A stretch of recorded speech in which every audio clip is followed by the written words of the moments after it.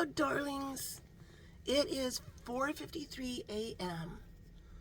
I was sleeping, and Spirit was like, wake up. Wake up.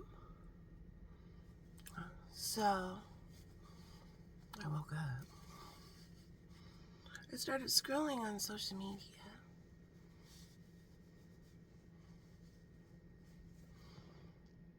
The Pope died.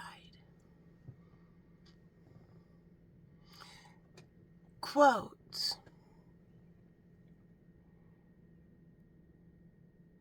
at 9:45 a.m., Cardinal Kevin Farrell, Carmelengo, I don't know what that is, of the Apostolic Chamber, announced the death of Pope Francis from the Casa Santa Marta with these words.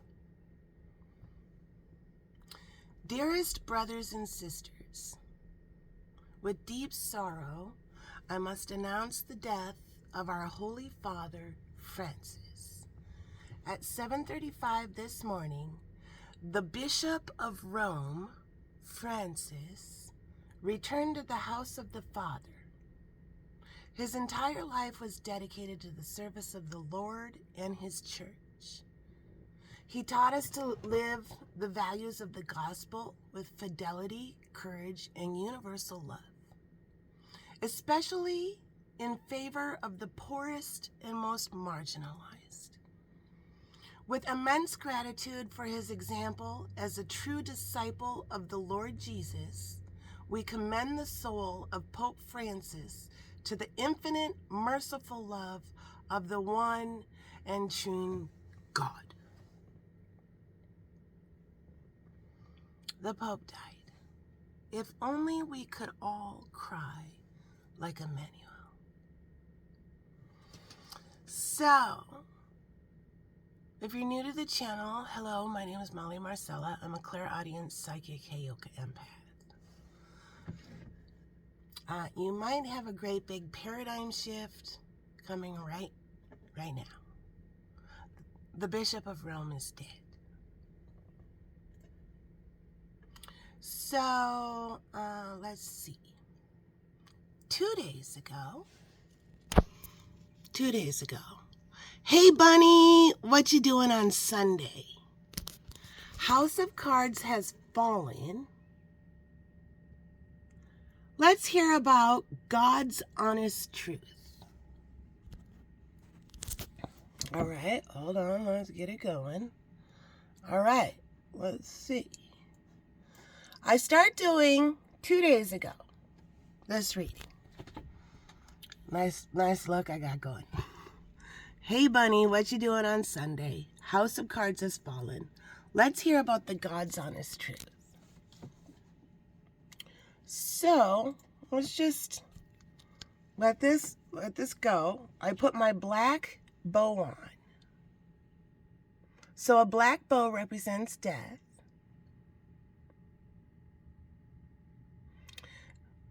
The Bishop of Rome has died. All right, I got a bunch of transmissions that came in. Now let's see if I got the transmissions down here. Yeah. So here are the transmissions that came through that I'm reading in that video from 2 days ago. Let's hear about Easter. Collapse of false reality. The real truth. They're so much smarter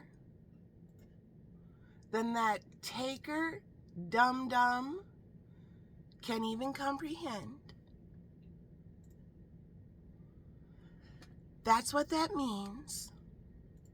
What? Guess. Question mark. Consciousness. It means the ability to comprehend. You ding-dongs. Oh my fucking God. You're fucking hot. Yeehaw. Yes, sir. Bob. They're all in. Let's start today. Ring your bell. Those are the transmissions that came through. The Bishop of Rome has died. Hey, Bunny, what you doing on Sunday? House of Cards has fallen. Let's hear about the God's honest truth. So, once again, for example, if you aren't checking the comments section, these are the Starseed transmissions. Let's hear about Easter. And then you read these and you get a whole storyline.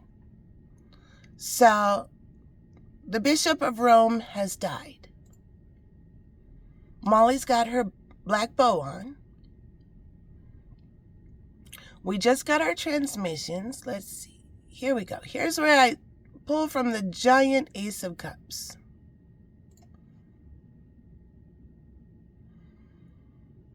Let's just watch. So, the first name I pull out, there's a sticker on it, and it's a rainbow.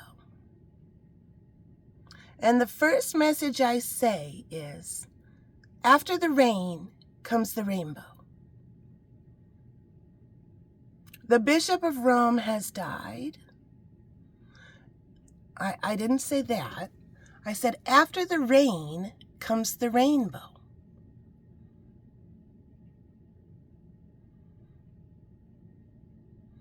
After the rain comes the rainbow.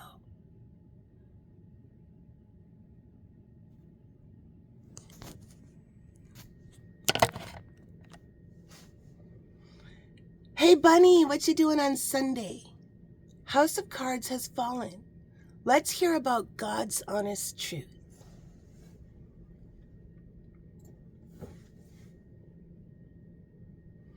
So, if only we could cry like Emmanuel. Pope Francis was hired, you may say it that way, was chosen by the Catholic religion to clean up the mess the other popes had made. The Catholic religion had gotten itself in a pretty big pickle with pedophilia, hypocrisy, the exact opposite of what a pope should be, but clearly a lot of popes in the past didn't care about hypocrisy, that kind of stuff. Scandal, cover it up, that kind of stuff. So they chose Pope Francis to come in after this big mess exploded called scandal. Pope Francis was a Jesuit. I have a hard time saying that. Not just for some reason my mouth. Okay, somebody might have a lisp or a speech impediment. Anything I say is part of your message. I am channeling. So the Jesuits help the poor. He was the first Latin pope, and he was brought in because of his ego, say it that way. And we're doing compassionate interpretation of Pope Francis. The day after Easter, on the day he died,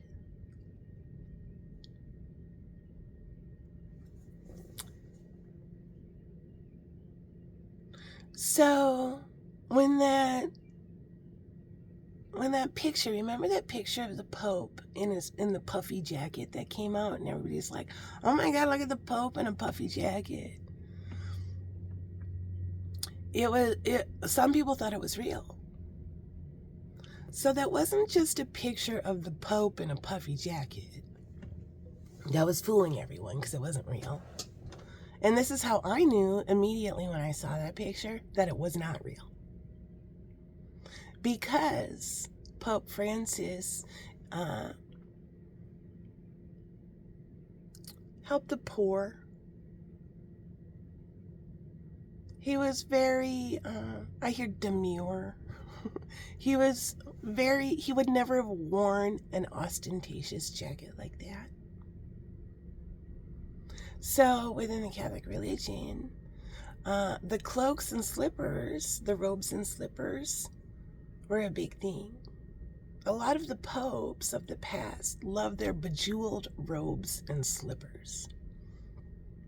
That was a big problem. They loved their bejeweled robes and slippers. So when I sneeze when I'm channeling, that means somebody ascends in vibration. And Pope Francis was the opposite of that kind of a pope.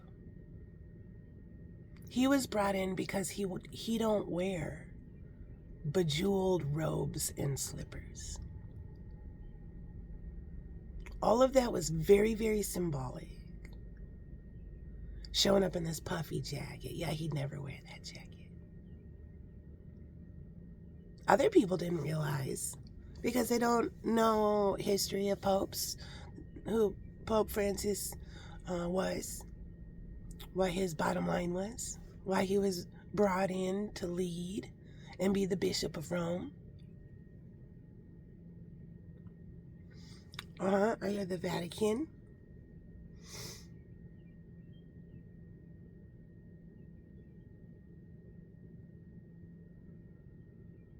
If only we could cry like Emmanuel. So no matter how you feel about Catholicism, no matter how you feel about the Pope, there was a moment of extreme grace that Pope Francis showed to a little boy who was weird. Oh, here, we're together now. We're a little boy named Emmanuel was supposed to ask the Pope a question. He had the opportunity to ask the Pope a question. It was outdoors around the Vatican, it looked like. And a little boy walked up to the microphone. You could see he is totally engulfed in emotion. And he starts crying, getting almost little boy hysterical. And he can't ask his question because he can't get it out. And the Pope says, "Come to me, come to me." And the little boy sat on his lap, crying, clearly upset. And they have a private conversation between those two, and you just see them. The Pope is comforting him, talking to this little boy. The little boy is crying, upset. The Pope whispers back to him, back and forth. He gives him a little squeeze, puts him off his lap, and the little boy goes back to the chairs and sits down. And the Pope announces it's something like this, and I will find that clip and I will put it in the comment section of this video, and this video originated on YouTube.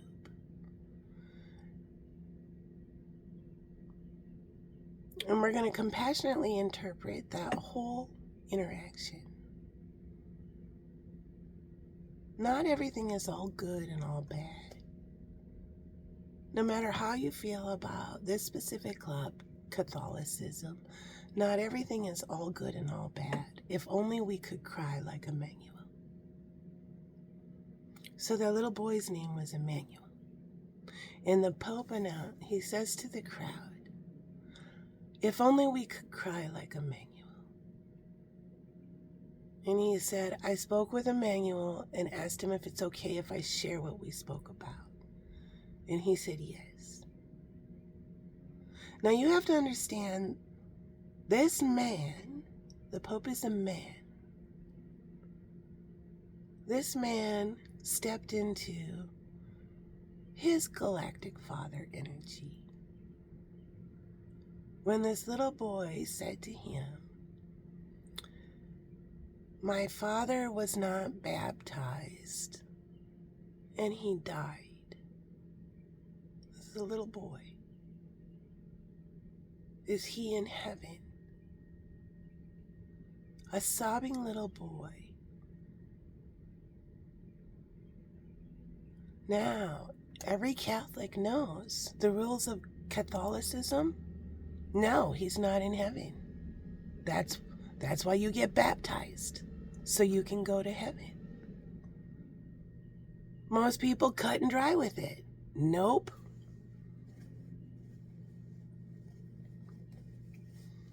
That's the answer.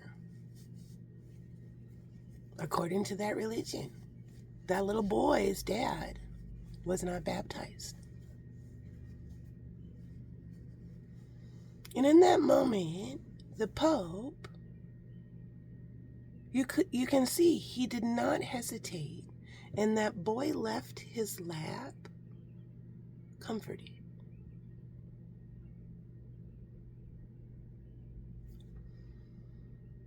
And the Pope had the most beautiful, beautiful response.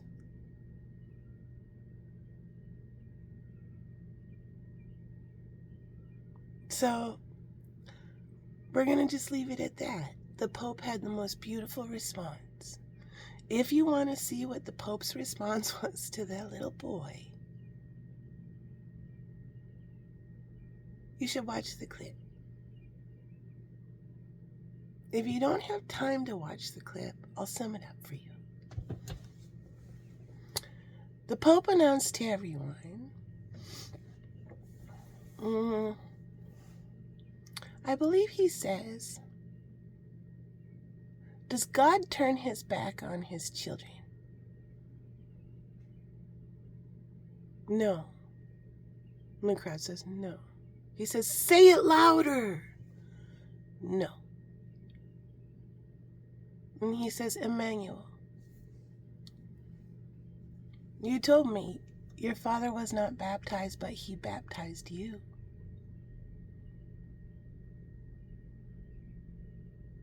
God must have been very pleased at your father.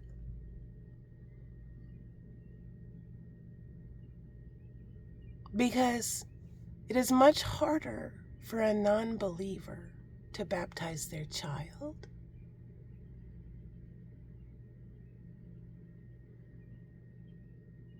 Does God turn his back on his children? No.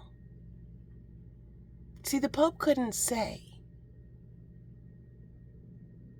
a definitive hard yes, and he refused to say a definitive hard no.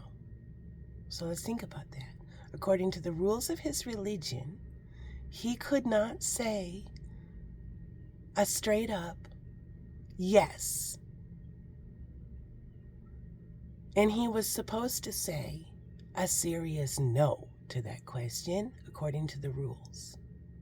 No, your father is not in heaven. Is that what the Pope did? No, he did not do that. He said, clearly that makes God happy.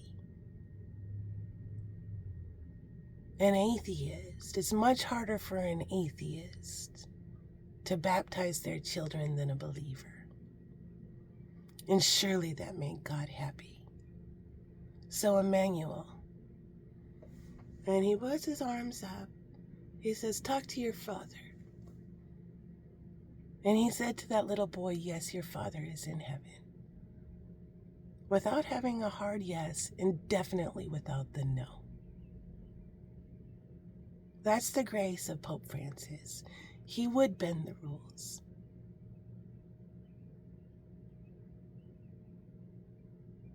So, announce it The Bishop of Rome has died.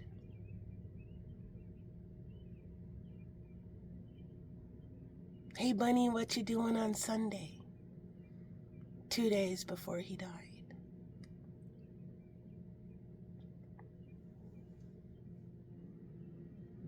I do have the gift. I have been visited by an otherworldly being. I have a hard time talking about it. If you are a starseed, if you are someone who has been visited by an otherworldly being, I believe you. And I say otherworldly being because what happened to me, I'll say it. I think this is very appropriate. I was sitting in my living room years ago. I'm going to tell you about my visitation. This is a very private, very sacred thing that happened to me. Before this happened, I was just starting my awakening. I was just going through my Starseed activation. And before this happened, I was like, awakening? Huh? Spirituality? Hippie granola shit. Have fun on your journey. After my awakening, look at me. I was sitting at my coffee table in my other room in the middle of the afternoon, getting ready to do some cards, like do a reading. And back then, I would take my phone and I put it in this little holder thing while I was getting my cards ready and everything to start the reading. So I just put my phone in there, which I always said to myself, I really wish AI had been recording me in that moment. And I was just living my life, middle of the afternoon, wide awake, sitting on the edge of my couch. Then, before I knew it, my whole life changed. All of a sudden, on the other side of the coffee table, as if a portal or something opened, was this presence. I did not see it. I felt it, and it was there, and it was swirling, and it was all kind of wings. So now, Spirit, I'm like feeling like I have to write this down. Somebody might write something down.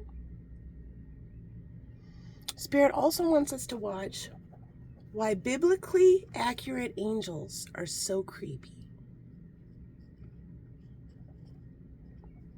I'm just going to write this down so I don't forget.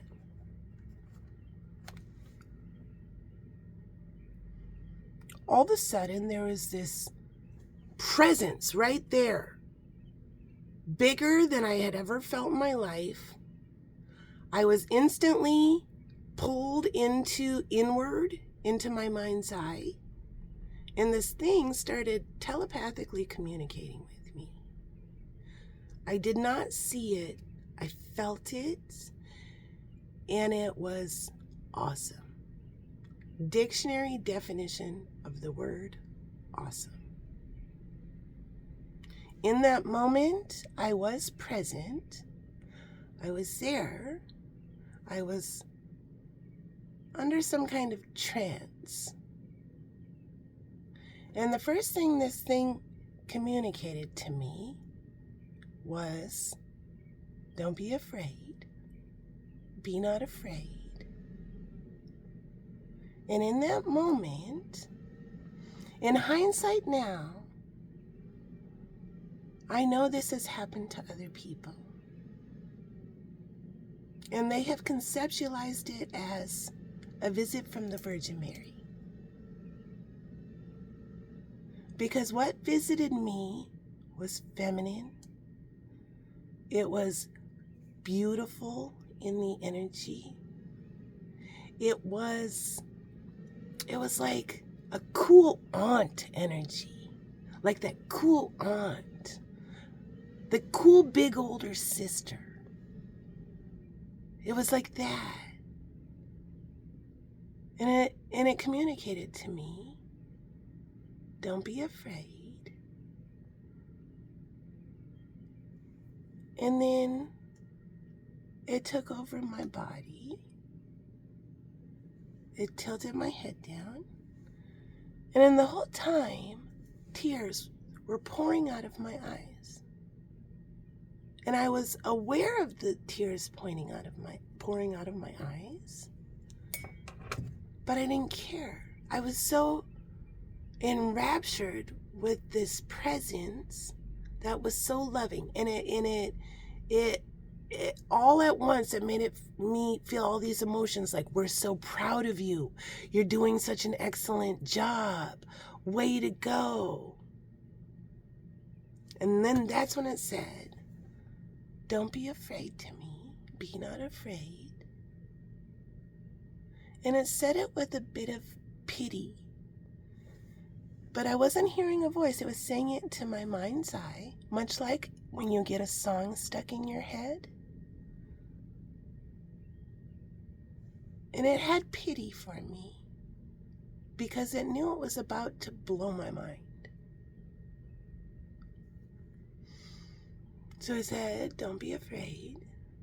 And then it tilted my head down. It had complete control over my body. Then it tilted my head up. And in that moment, I could feel the tears just pouring out of my eyes. Just pouring out of my eyes. I was aware of wet on my cheek.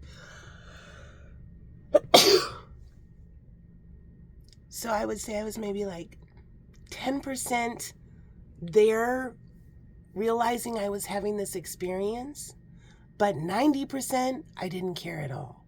I was so enraptured by this presence.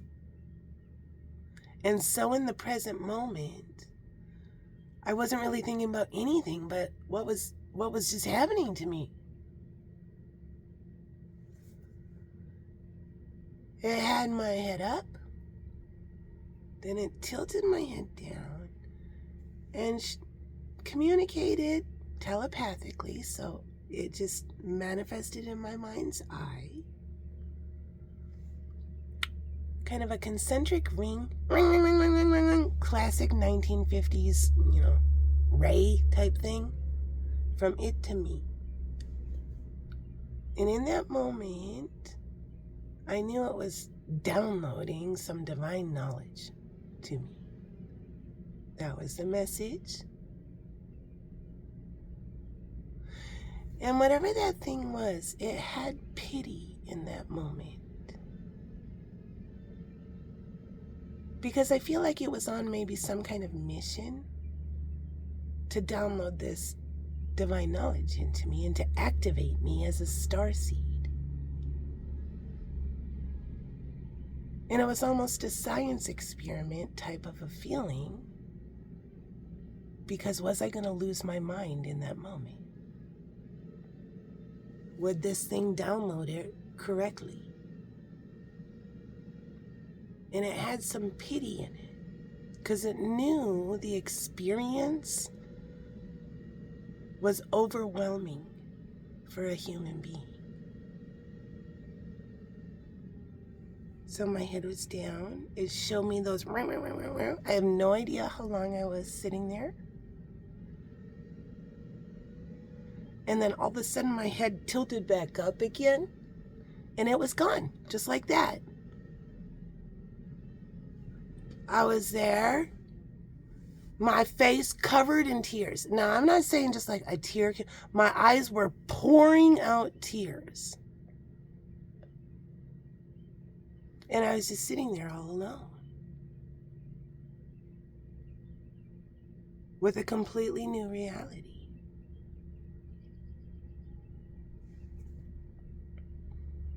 For a long time, I couldn't even think about what happened.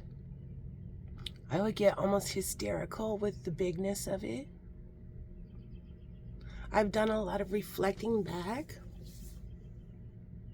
After that, I started building all the Starseed transmissions, just being guided by spirit.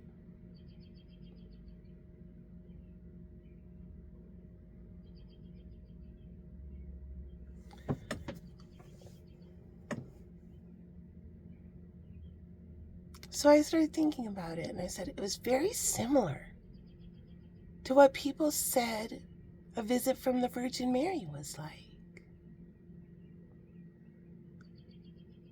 Feminine, loving. I didn't want this thing to stop giving me its energy, its love. Affirmative, saying things like, we're so proud of you, but not saying it with words. It was all telepathic communication is with emotions. And I just remember smiling and nodding my head yes, and tears and tears and tears. But I wasn't in control of my head tilting up and down in that moment. But I was totally aware of what was going on, but I didn't care at all about what was going on around me. Just this swirling energy in front of me. It felt winged, wings here, here, here, just a swirling thing that came through a portal, did its mission upon me, and as soon as its mission was over, it left. There was no, are you okay? I'm gonna leave now. No, it was just, it's finished with its mission and it's gone now. But it had sympathy for me because it had pity. And it worked. That interaction worked with me. Do I think I was visited by the Virgin Mary? I do not think I was visited by the Virgin Mary. I think I was maybe visited by people who can only conceptualize the Virgin Mary, what they're talking about. I think I was visited by an otherworldly being that is bigger than the Virgin Mary story, but it's definitely feminine.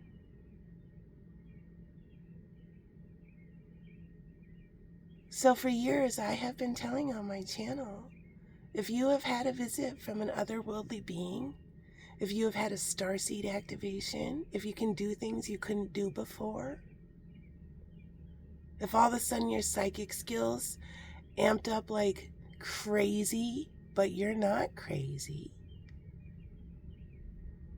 I believe you, because it happened to me. And now I co-create with spirit. And I have validations, serious validations, all the time. I accepted my divine mission, and my divine mission was to find beautiful minds that are suffering and struggling, that are destined to go on the awakening and to go through the cleanse, to shine a light and let people know knowledge is the key to freedom. To free people from toxic empath narcissist dynamics, religious oppression, food oppression, any kind of oppression, through positivity and love.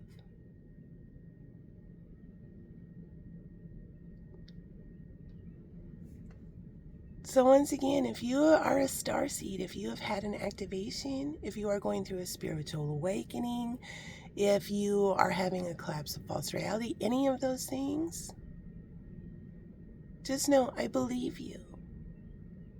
These things are so huge, nobody will talk about them, because what if they all think I'm crazy?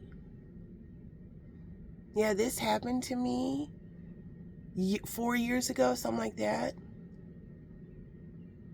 I'm not crazy. No. I built the Tarot DJ and it works. Hey, Bunny, what are you doing on Sunday? House of Cards is falling. Here's God's truth.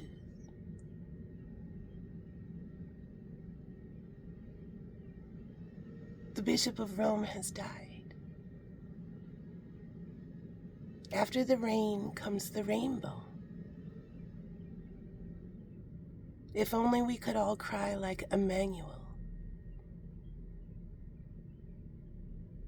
Compassion for others, even if they are not our religion, is a wonderful, wonderful example. We can learn from Pope Francis, who tried to do the highest vibration of what his confinements of his religion allowed. And then when he deemed appropriate, especially to a sobbing little boy, he kind of bent those confines a little bit to show the grace of God from one human to another.